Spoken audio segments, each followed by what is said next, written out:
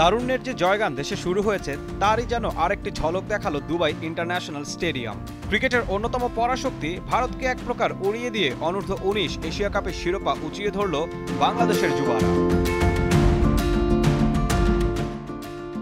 পুঁজি মাত্র 198। টাইগার ভক্ত সমর্থকের মনে ছিল ভারতের জন্য এই লক্ষ্য কতটা কঠিন হবে, কিন্তু এটাই যেন কৈলাসের চূড়া বানিয়ে ছাড়লেন বাংলাদেশের বোলাররা। সেই চূড়ায় উঠতে গিয়ে দলীয় 4 রানে আয়ুষ মাত্রকে সরাসরি বোল্ড করেন পেসার আল ফাহাদ।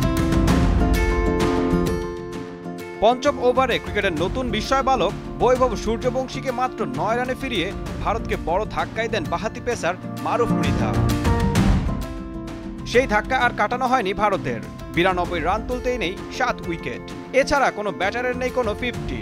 ফলে 35 ওভার 2 বলে 139 রানেই অল আউট হয় ম্যান ইন ব্লুজ। 3টি করে উইকেট নেন ইকবাল হোসেন ইমন ও আজিজুল হাকিম।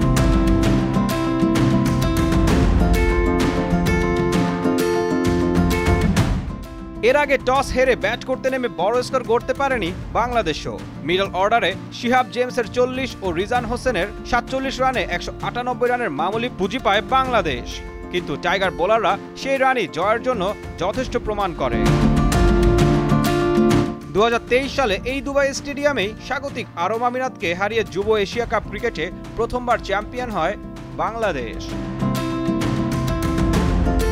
ঈশান হাসান, দীপ্ত স্পোর্টস।